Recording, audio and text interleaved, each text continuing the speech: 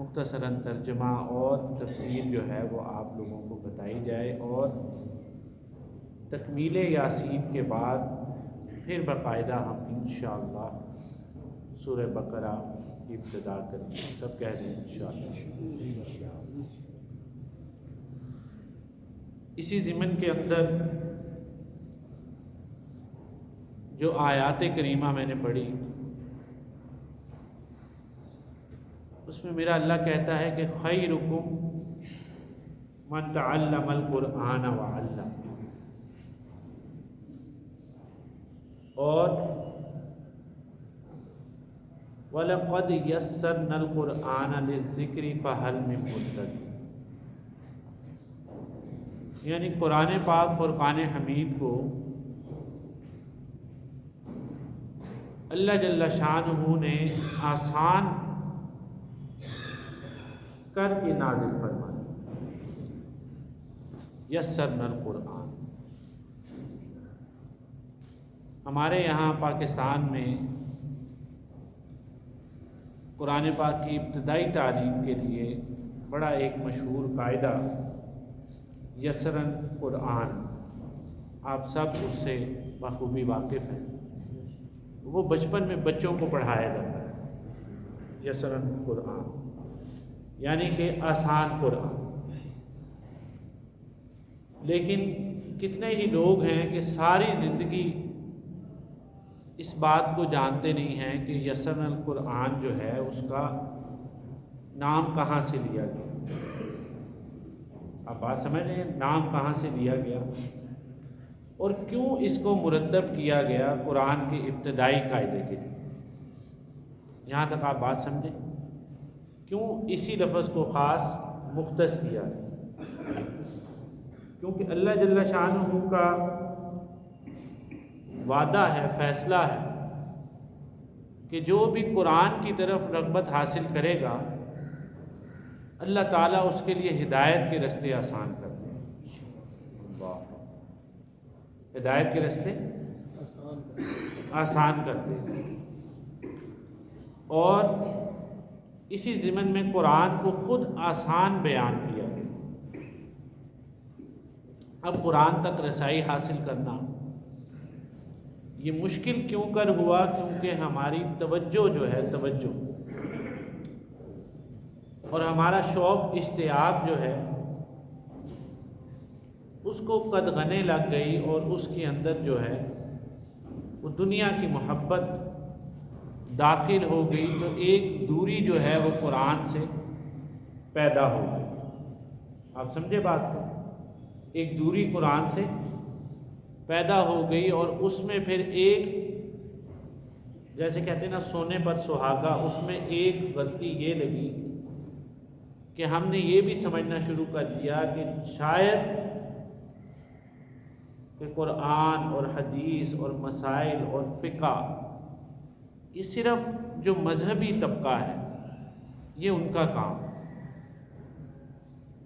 یعنی مذہبی سلسلے سے جو لوگ جڑے ہیں یہ ان کا کام ہے کہ وہ قرآن کو پڑھیں، حدیث کو پڑھیں، اور ہم چونکہ تاجر ہیں، یا ہم ملازم ہیں، یا ہم پولیس میں ہیں، یا ہم فوج میں ہیں، یا ہم ڈاکٹر ہیں، یا ہم کسی بھی شعبہ زندگی سے تعلق رکھتے ہیں، تو لہذا ہمارا اس طرف جو ہے وہ رجحان لگا ہوا ہے، اور اس کے لیے ایک اور جماعت۔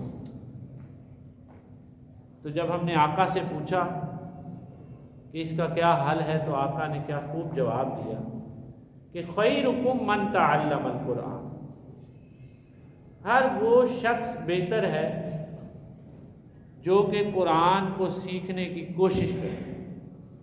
آپ سمجھے بات کو؟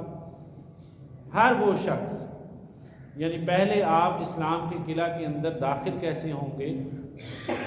سب سے پہلے داخل ہوں گے، آپ پڑھیے میرے ساتھ، لا الہ پڑھ لیا کریں۔ یہ کلمے کی تجدید اور یہ جمعے کا واعظ، یہ اللہ تعالیٰ نے ہمارے لیے بڑا خوبصورت ذکر اذکار کا سلسلہ بنایا، اور یہ کہہ رہے ہیں کہ سارے ہفتے کا جو گرد اور غبار جو 7 دن میں ہم پر چڑھ جاتا ہے، یہ اس کو رفع کرنے کے لیے، اس کی ریفریشمنٹ کے لیے، اس کا غسل ہے، تو جب بھی میں کوئی عرض کروں کہ آپ یہ کلمہ پڑھیں یا وہ کلمہ پڑھیں تو آپ برملا با آواز بلند پڑھا کریں، وہ شرمایا نہ کریں۔ ہمارے یہاں بھنگڑا ڈالنا ہو تو کوئی نہیں شرماتا ہے جی، اور کوئی اور خرافات کرنی ہو تو کوئی شرماتا نہیں ہے۔ اور اگر کسی محفل میں یا ایک دوست دوسرے دوست سے پوچھ لے کہ دوسرا کلمہ سنا دو یا تیسرا کلمہ سنا دو تو وہ شرما جاتا ہے۔ تو یہ دین جو ہے وہ شوق اشتیاق کے ساتھ سیکھا۔ میں بات کر رہا تھا کہ اسلام کے دائرہ کے اندر اور اسلام کے قلعہ کے اندر ہم داخل ہوتے ہیں کلمے کی ابتدا سے۔ اب پڑھیے میرے ساتھ، لا الہ الا اللہ محمد رسول اللہ، یعنی کہ نہیں ہے کوئی عبادت کے لائق مگر وہی اللہ جو پالتا بھی ہے، سنوارتا بھی ہے، بناتا بھی ہے، اور موت پر بھی اسی کا اختیار ہے اور حیات پر بھی اسی کا اختیار ہے، اور موت سے پہلے یعنی عدم سے پہلے جو وجود تھا اس پر بھی اسی کا اختیار ہے، اور عدم کے بعد جو وجود ہمیں ملا دنیا کی صورت کے اندر اس پر بھی اسی کا کل اختیار ہے۔ اور پھر یہ ہوا کی صورت کے اندر ہماری زندگی جو چل رہی ہے، جب اس ہوا کو ہم سے کھینچ لیا جائے گا، سانس کو ہم سے لے لیا جائے گا، تو پھر اس کے بعد بھی سارا کا سارا اختیار جو ہے وہ بولیے کس کا ہے؟ میرے اللہ کا اختیار۔ لا الہ الا اللہ محمد الرسول اللہ، اور رسول کائنات صلی اللہ علیہ وسلم جو ہیں وہ اللہ کے بندے اور رسول ہیں۔ اب جب ہم نے کلمہ پڑھ کے اسلام میں داخل ہو گئے تو اس کے بعد جب محمد الرسول اللہ صلی اللہ علیہ وسلم کا طریقہ ڈھونڈیں گے، راستہ ڈھونڈیں گے، ہدایت کے ذریعوں کو تلاش کریں گے اور ہدایت کی طرف اپنا رخ کریں گے، تو صرف اور صرف قرآن جو ہے وہ مشعل راہ ہے۔ کیا ہے؟ قرآن جو ہے وہ مشعل راہ ہے۔ اور پھر قرآن کو سمجھنے کے اندر جہاں پر ہمیں مشکلات کا سامنا ہوگا تو پھر میرے آقا کا فرمان ہے وہ حدیث، بولیے نا کیا ہے؟ رسول اللہ صلی اللہ علیہ وسلم۔ کیونکہ حامل قرآن کون ہے؟ آقا سرکار صلی اللہ علیہ وسلم۔ تو سرکار نے ہی سمجھانا ہے کہ قرآن جو ہے وہ ہم سے کیا کہہ رہا ہے۔ اب آئیے دیکھیے جو میں نے گفتگو کے آغاز میں آیت پڑھی کہ وَلَقَدْ يَسَّرْنَا الْقُرْآنَ لِلذِّكْرِ فَهَلْ مِن مُدَّكِرٍ۔ سورہ فاتحہ کا ہم نے تکمیل کی، 5-6 جمعے ہم اس میں لگے رہے، اور اس کے بعد اب ہم ابتدائے قرآن سے پہلے سورہ یاسین کا درس جو ہے وہاں یہاں پر شروع کر رہے ہیں۔ تو اس میں ایک بات آپ کے ذہنوں کے اندر اجاگر کرنا چاہتا ہوں کہ جب تک آپ کو شوق نہیں ہوگا، دیکھیے تالی کتنے ہاتھ سے بجتی ہے؟ 2 ہاتھ سے تالی بجتی ہے۔ کوئی ایسی اگر ایک درسگاہ ہو، کوئی ایسی ایک کلاس ہو، کوئی ایسا انسٹیٹیوشن ہال ہو کہ جس کے اندر علاقے کا سب سے بڑا اور سب سے دانا، سب سے عقل مند، انٹیلیجنٹ استاد جو ہے، ٹیچر، پروفیسر، وہ لیکچر دے اور درس دے، لیکن آگے سننے والا کوئی نہ ہو۔ آپ بات سمجھے؟ آگے سننے والا کوئی نہ ہو، یا جو سننے والے ہوں وہ اس طرح سے اپنا دھیان نہ لگائیں اور اس طرح سے طلب نہ رکھیں، تو پھر اس کا سارا کہا گیا جو ہے اور سارا بیان کیا گیا جو ہے وہ اس طرح سے فائدہ کا حصول نہ حاصل کر سکے گا کہ جس طرح سے حق ہو۔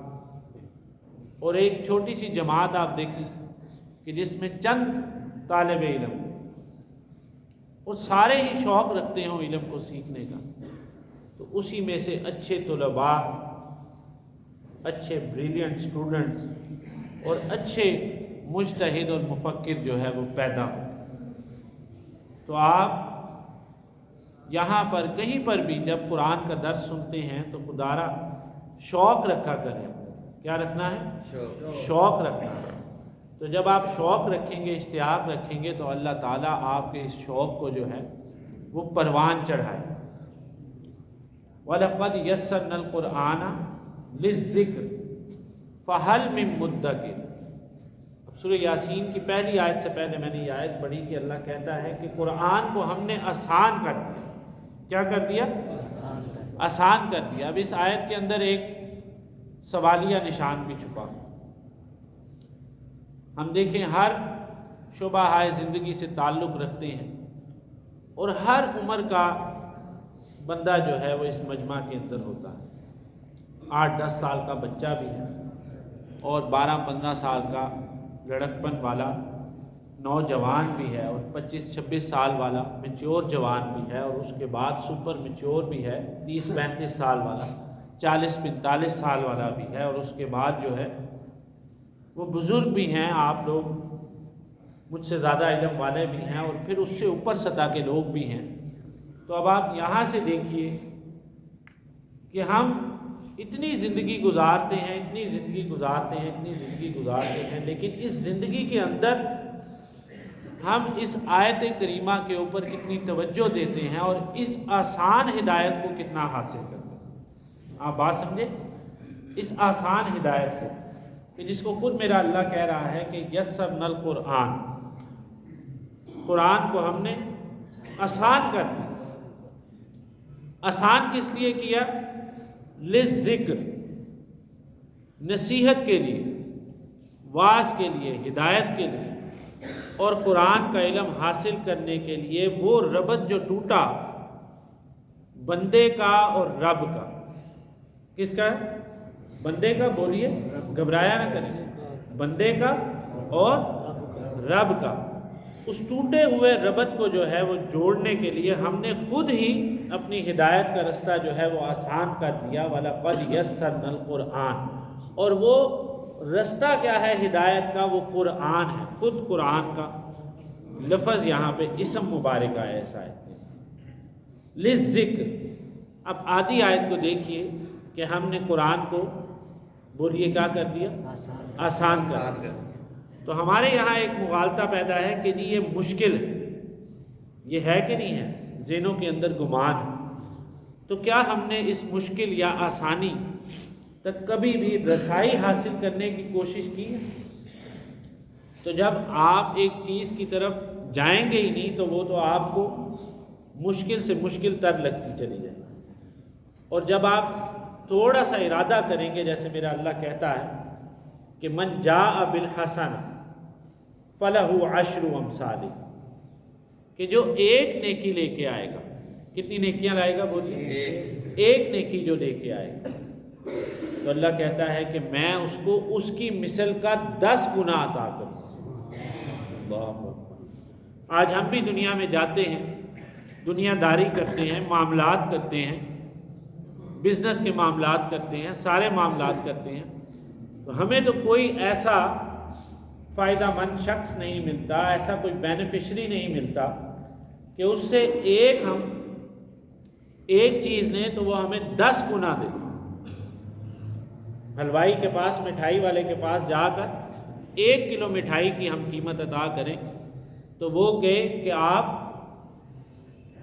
10 کلو لے لیں، بلکہ وہ تو دیکھیے جب انسان نے اللہ کا راہ چھوڑا نا، اللہ کا رستہ چھوڑا، پھر وہ بہت سی گمراہیوں کے اندر اسفل سافلین میں پہنچ۔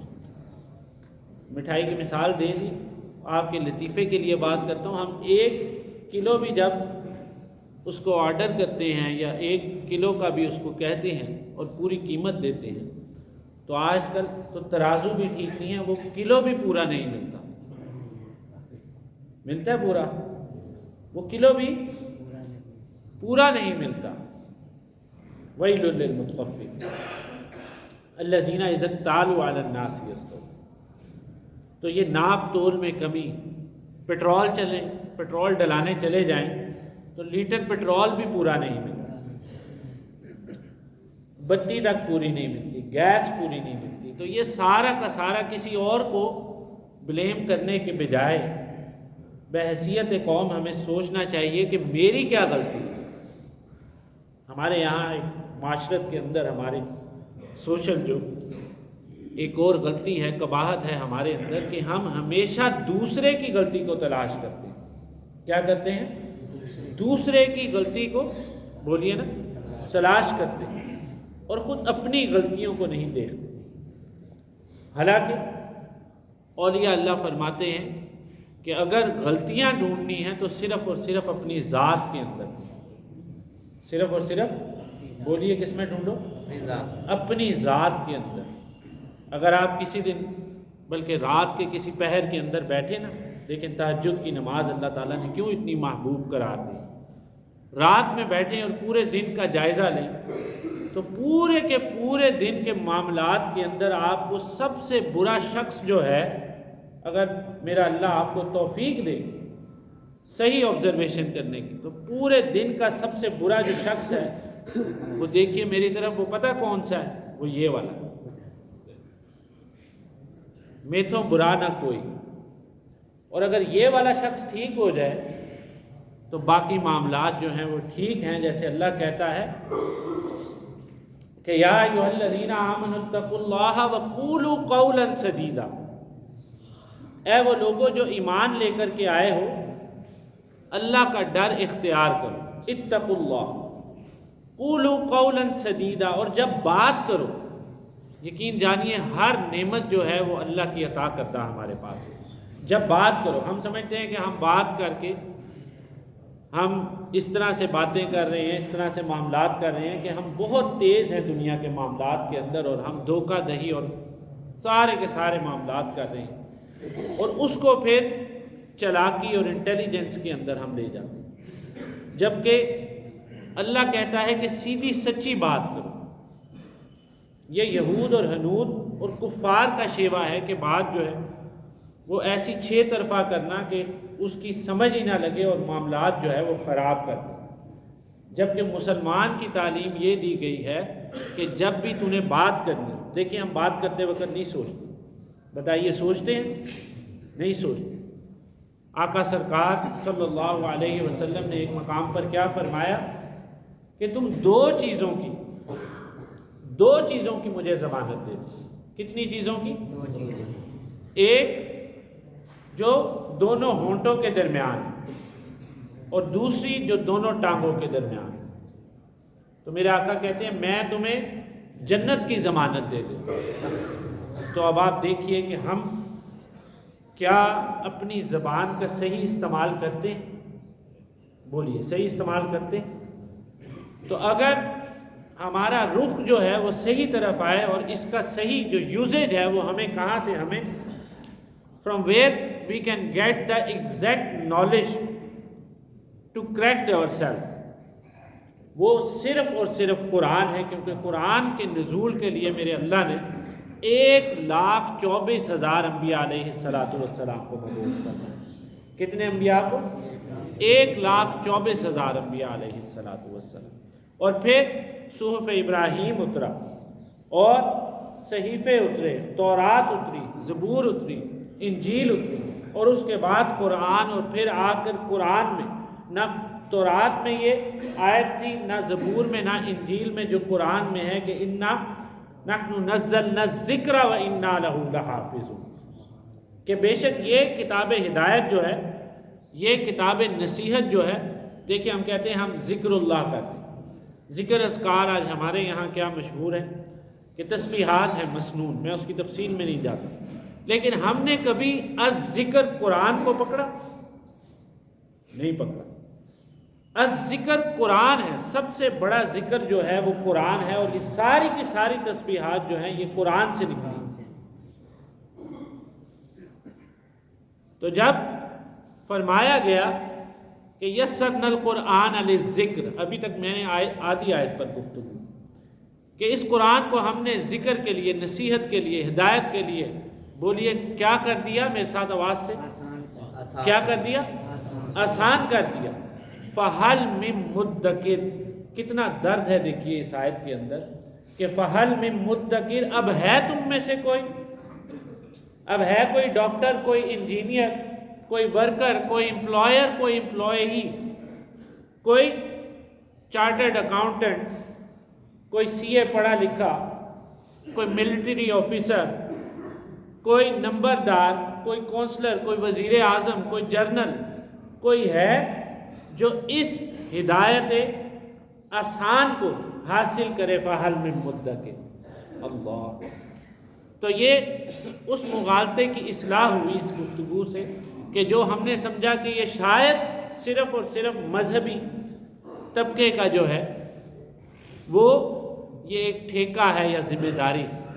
جیسے ماسٹر صاحب آپ بیٹھے ہیں، اب جو کوئی ٹیلر ماسٹر ہے، کیا اس کا سارا دن یہی کام ہے کہ وہ کینچی چلاتا رہے اور کپڑوں کو سنوارتا رہے؟ کیا اس کا اس قرآن کی ہدایت کے ساتھ کوئی تعلق نہیں؟